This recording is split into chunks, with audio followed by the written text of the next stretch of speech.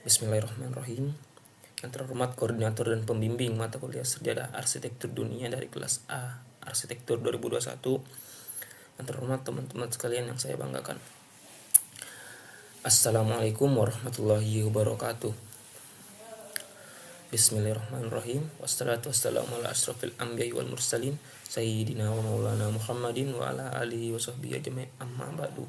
Segala puji bagi Allah yang telah memberikan kita kenikmatan dan kesehatan sehingga kita dapat bisa melaksanakan presentasi pada malam hari ini. Salawat serta salam tak pernah tercurahkan kepada junjungan Nabi besar Muhammad SAW yang mana membawa kegelapan menuju alam terang benderang.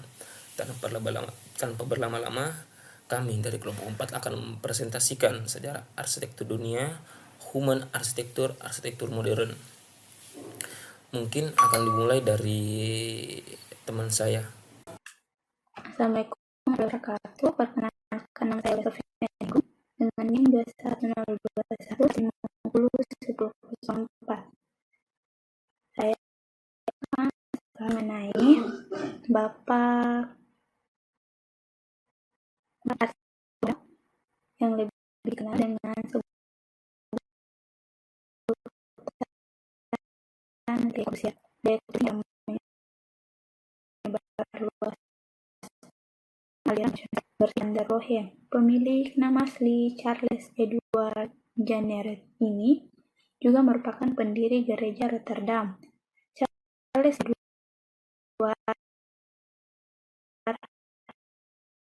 atau yang dikenal dengan nama panggung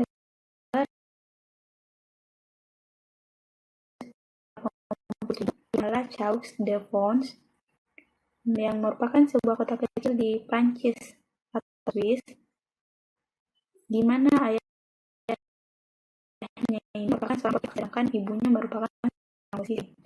Keterampilan Le Corbusier ini sudah nampak sejak dia kecil, sehingga orang tuanya ini memutuskan untuk memasukkannya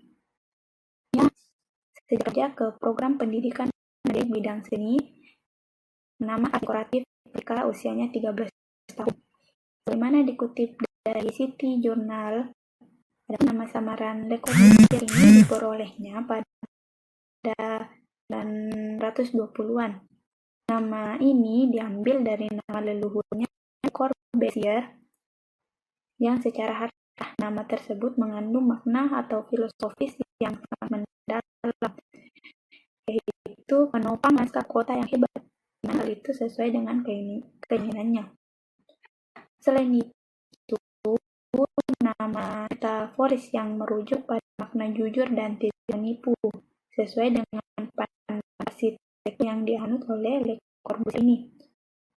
4 tahun menempuh pendidikannya di Swiss, La Chaux de Fonds Art School, dirinya berhasil menemukan banyak teori arsitektur hingga pada tahun 1914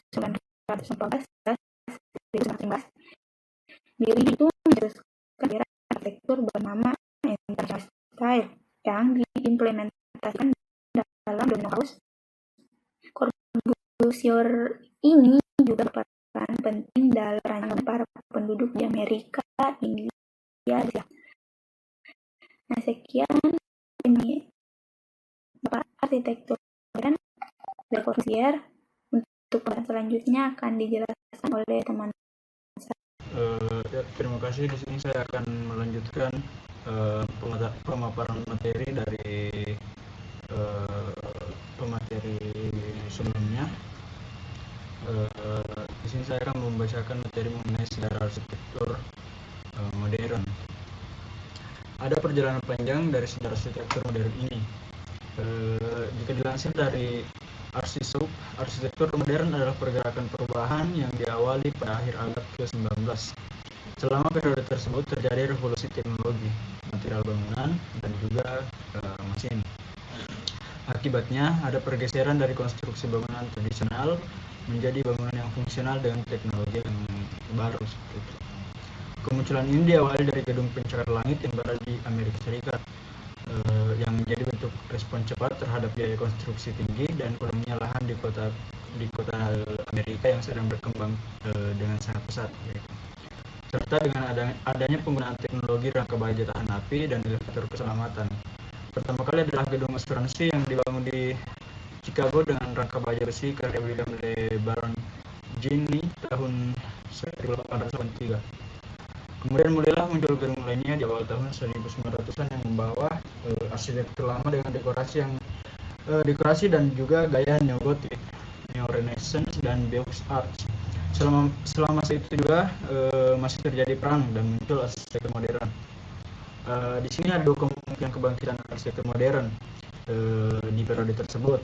Yang pertama adalah kekurangan bahan bangunan baja yang menyebabkan itu digantikan dengan bahan baru atau aluminium, dan yang kedua adalah kehancuran wilayah akibat perang dan perlunya pembangunan kembali. Mungkin itu dari saya. Baiklah, selanjutnya yaitu ciri khas arsitektur modern. Apa saja ciri khas dari arsitektur modern? Yang pertama yaitu sedikit ornamen dan dekorasi. Berbeda dari bangunan tradisional yang menggunakan banyak ornamen, motif, dan juga dekorasi, pada arsitektur modern menggunakan sedikit ornamen saja. Arsitektur ini menganggap bahwa ornamen bukan bagian yang penting dalam desain modernis. Yang kedua yaitu memiliki ruang terbuka. Dalam rancangan arsitektur modern selalu ada ruang terbuka dalam bangunan tersebut. Tujuannya agar rumah tetap bisa merasakan suasana yang nyaman, tenang, dan alami. Selain itu juga ruang terbuka dapat memberikan sirkulasi udara yang baik di dalam bangunan. Yang ketiga yaitu desainnya asimetris. Ada yang berbeda dari model bangunan modernis. Tidak memiliki model atau bentuk tertentu, justru bangunan ini memiliki bentuk asimetris yang menjadi ciri khas dari arsitektur modern. Dikarenakan yang terpenting bukan desain bangunannya, namun fungsi dari bangunan tersebut. Yang terakhir yaitu koneksi dengan alam. Selain dibuat fungsional, arsitektur modern dibuat agar bangunan bisa terkoneksi dengan alam. Maksudnya adalah bangunan dibuat agar ramah lingkungan, alami, dan sehat. Salah satu penerapannya adalah taman yang ada di dalam rumah. Selanjutnya yaitu prinsip arsitektur modern. Prinsip utama arsitektur modern adalah fungsional. Artinya, bangunan dibuat dengan memaksimalkan fungsi dari keseluruhan areanya. Prinsip ini dibuat melalui perencanaan fungsi dari masing-masing area yang akan dibuat. Setelah itu, barulah bentuk bangunan mengikuti fungsi yang sudah direncanakan tersebut. Teori ini dikemukakan pertama kali oleh arsitektur Amerika yang bernama Louis Sullivan. Oke, selamat malam.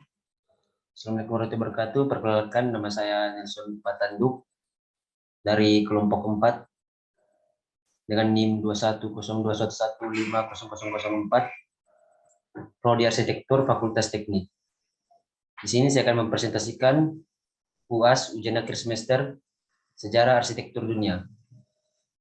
Materi yang kami ambil adalah arsitektur modern atau Le Corbusier. Oke, langsung saja saya menjelaskan tentang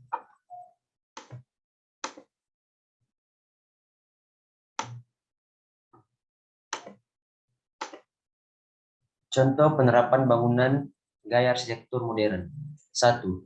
Maison La Roche, Paris Le Corbusier, dan Pierre Jeanneret. Maison La Roche dikatakan bangunan modern karena bangunan tersebut tidak memiliki corak atau pilar-pilar besar.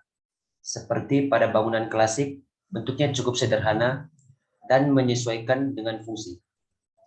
Banyak jendela dan besar, lebar di atas dan di samping. Jendela ini bentuknya 3 lagi seperti dinding, dilubangi pada bangunan klasik. tetapi berupa bidang membentuk komposisi horizontal vertikal atau terdiri dari bidang kaca dan rangka aluminium. Yang kedua, Head House, Villa for Philip Love in Los Angeles, Richard Neutura. Bangunan ini dikatakan modern karena bentuknya yang sederhana serta penggunaan material baja yang ringan perpaduan dengan beton bertulang. Jendela berkerangka baja dengan berbagai bentuk dan ukurannya. Semuanya menyatu dengan konstruksi dinding dan balut straight putih.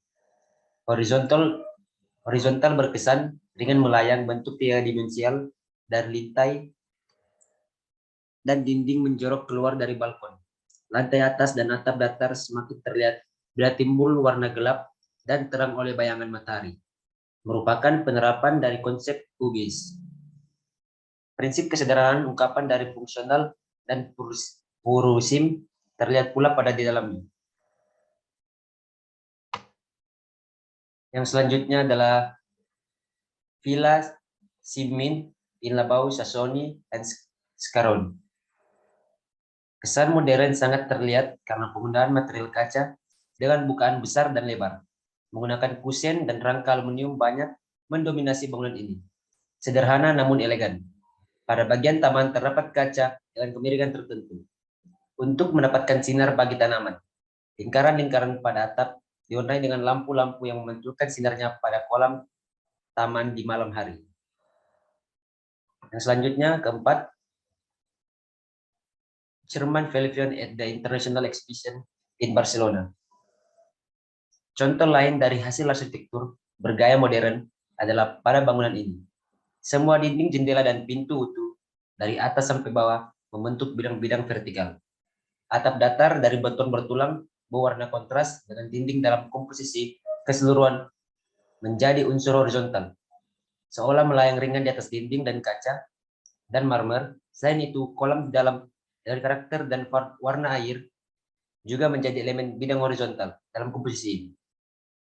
Dalam rancangannya terlihat kesederhanaan dan kemurnian dalam kesatuan ruang luar di dalam komposisi blok, kotak, dan kubus.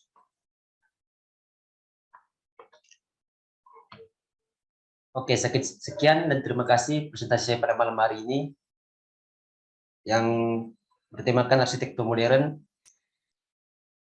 Mohon maaf jika ada salah kata. Assalamualaikum warahmatullahi wabarakatuh dan selamat malam.